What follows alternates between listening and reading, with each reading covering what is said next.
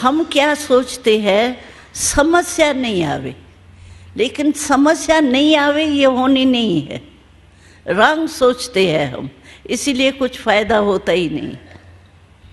समस्या का काम है आना, वो आएंगी क्योंकि कलयुग का अर्थ ही कल है, लेकिन हमको उससे पार होना है। जैसे मानो देखो, आप रास्ते पर जा रहे हो, कोई आपके सामने बड़ा पत्थर या कोई भी ऐसी चीज़ आ जाती है तो आप क्या करेंगे? आप पत्थर को हटाने लगेंगे। बड़ा भारी पत्थर है, उसको हटाने लगेंगे तो आपका तो टाइम ही गया। आप क्या करेंगे? किनारे करके चले जाएंगे। जो समझदार होगा वो ऐसा ही करेगा, या उसको ही सोचता रहेगा ये पत्थर किसने फेंका, क्यों फेंका, बुद्धिवानी नहीं है, समझदारी नहीं है, ये सोचने लगेंगे तो आपका तो सारा दिन वही बीत जाएगा। ऐसे ही ये समस्याएं आएंगी क्योंकि कलयुग है। हम समझते हैं समस्याएं हटे तभी हमारे में शांति आवे, लेकिन ये समझ रंग है। समस्या नहीं हटनी है, हमको अपना साधन अपनाना है। जैसे गर्मी के सीजन में गर्मी नहीं हटेंगी, अभी बारिश है, आप लोग आए हो, हम समझते हैं बारिश आती है, आने जाने में आपको मुश्किल नहीं होता होगा, कोई छाते थोड़ी सभी लेके आए होंगे। लेकिन आप सोचो बारिश आवे ही नहीं, हो सकता है हम सोचे हमारे मेहमान आए हैं, उन को तकलीफ होती है, बारिश आवे ही नहीं ना, हो सकता है? नहीं हो सकता है। सीजन है बारिश की, बारिश आएंगी, लेकिन हम ये प्रबंध करें आपको छाता देवे, कुछ भी देवे जिससे आपको कष्ट नहीं हो। तो यही राइट है ना। ऐसे समस्याओं में भी समस्या नहीं आवे, हम ये उल्टा सोच रहे हैं। समस्या आनी है, लेकिन हमको उसकी विधि चाहिए। अभी विधि क्या चाहिए? आत्मा में शक्ति चाहिए। जैसे मानो क्रोध आता है, क्रोध को सामना करने की शक्ति है सहन शक्ति। अगर आप में सहन शक्ति है, आपको क्रोध नहीं आ सकता है। अल्टरनेट है ना, रात और दिन जैसे।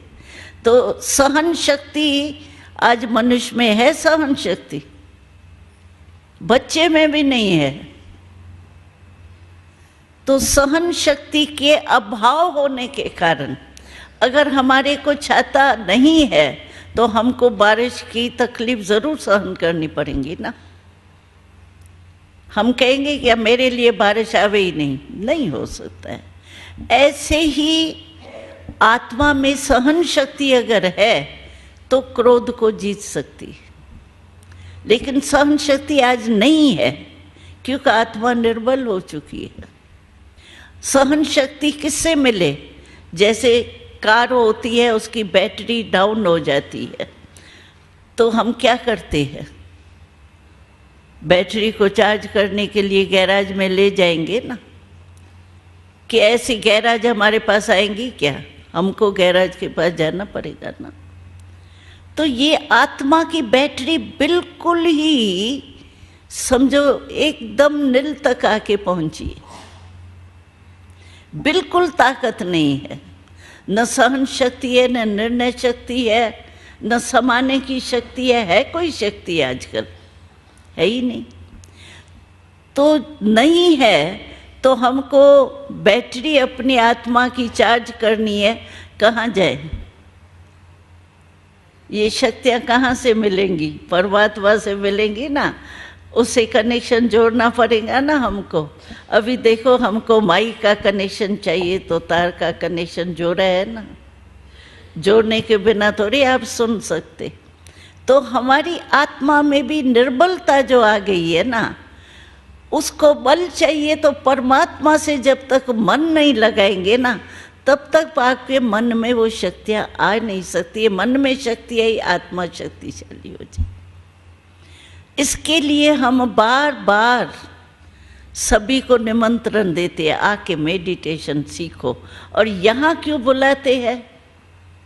इसीलिए बुलाते हैं क्योंकि यहाँ का वायुमंडल बहुत मदद देता है। सचमुच मैं सोल कॉन्शियस स्टेज में हूँ। सोल कॉन्शियस होंगे तो सुप्रीम सोल कॉन्शियस तो ऑटोमेटिकली होंगे, क्योंकि आत्मा का और किसी कनेक्शन है ही नहीं सिवाय बाप के। न उसको पदार्थ चाहिए न संबंध चाहिए, सब एक ही परमात्मा बाप है बस। तो आत्म अभिमानी की स्टेज जो है ना, वो अपने को बहुत पक्की चाहिए, तभी अंत में हम पास विद ऑनर हो सकते हैं। क्योंकि उस समय बहुत हालतें अति में होंगी, अति के बाद ही तो अंत आएंगी ना। तो अति के समय हमको ये याद आवे इमर्ज रूप में तो मैं आत्मा मालिक हूँ, मन को जहाँ चाहूँ जितना समय चाहूँ उतना समय वहाँ ही स्थित कर सकूं। ये है हमारी स्टेज। इसको ही फरिश्तापन कहा जाता है। जो बाबा कहते ना शंकर वगैरह कुछ नहीं है, शंकर को अशरीरी दिखाते हैं, वस्त्र नहीं दिखाते हैं उसको। शरीर रूपी वस्त्र अशरीरी स्थिति में स्थित होते हैं तपस्या में, वो इसीलिए वो चित्र दिखाए। तो ऐसी स्टेज हमारी है। इस अभ्यास को जरूर चेक करो, बीच बीच में चेक करो। आत्मा मालिक हूँ, आत्मा मालिक बन करके इन कर्मेंद्रियों को चला रही हूँ। कर्मेंद्रियां कहाँ धोखा तो नहीं देती, और कर्मेंद्रियों को आदत पड़ गई धोखा देने की तो धोखा देती रहेंगी। वो तो होशियार है, माया है ना बीच में। तो बाबा कहता है अपनी चेकिंग आप करो, दूसरा कुछ नहीं करेगा। दूसरा आपको उमंग उत्साह दिला सकता है बस। जैसे दादी जान की क्लास कराती है, उमंग उत्साह में आ जाते हैं ना। ये मदद कोई भी कर सकता है आपको, लेकिन माइंड कंट्रोल अपने आप को खुद ही करना पड़ेगा, वो दूसरा नहीं कर सकता है। और अपनी चेकिंग आप ही कर सकते हो, क्योंकि मन की थॉट रीडर थोड़ी है कोई जो आपके मन को चेक बैठ के करेगा। क्या है, बैठे है योग में कोई थॉट रीडर बन के करेगा क्या? तो चेक करो और चेंज भी करो। सिर्फ चेक नहीं करना, सिर्फ चेक से दिल शिकस्त हो जाएंगे। ऐसे नहीं वो सोल कॉन्शियस एक्शन कॉन्शियस से भी गए बॉडी कॉन्शियस ही हो जाए। चेक और चेंज। बाबा ने कहा मैंने तुमको आईना सभी को दे दिया, अपनी शक्ल आप ही देखो। क्या आईना दिया है पता है? आपके पास है आईना वो, या रखा हुआ भूल गया हो? हा?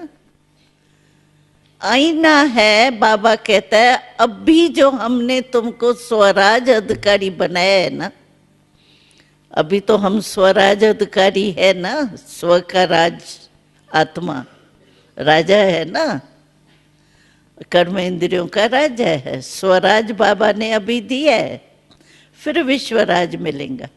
तो बाबा ने कहा मैंने आईना दिया है आपको, प्रैक्टिकल लाइफ स्वराज अधिकारीपन का। इस आईने में आप देखो मैं स्वराज अधिकारी कितने तक बनाऊं। मानो अभी भी हमको कोई न कोई कर्म इंद्री धोखा देती है, तो बाबा ने कहा जो सेल्फ को कंट्रोल नहीं कर सकता तो विश्व का राज कैसे कंट्रोल करेगा? अपने से ही प्रश्न पूछो। जो स्व पर नहीं कर सकता वो विश्व पर कैसे राज करेगा?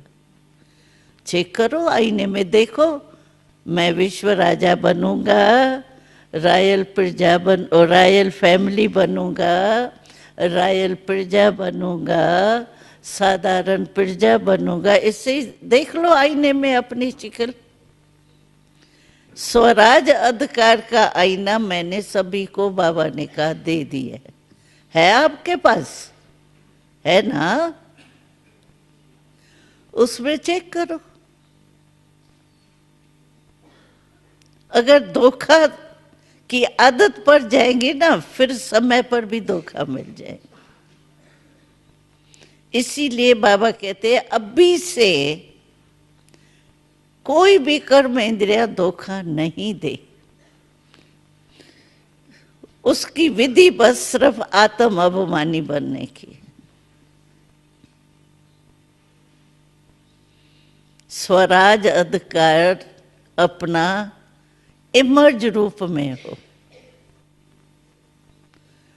तो विश्वराज तो कोई बड़ी बात ही नहीं है। बाबा तो कहता है जैसे परछाई धूप में चलते हैं ना, तो धूप में परछाई के पीछे जो पड़ेंगे ना, तो परछाई आगे आगे जाती रहेंगी, और परछाई को पीठ दे दो तो हमारे पीछे पीछे आएंगी। तो भविष्य तो आपका परछाई है, वो तो मिलेंगी, लेकिन अब भी चेक करो आप स्वराज अधिकारी हो या नहीं। अगर स्वराज अधिकारी हो तो विश्वराज आपका जन्म सिद्ध अधिकार है।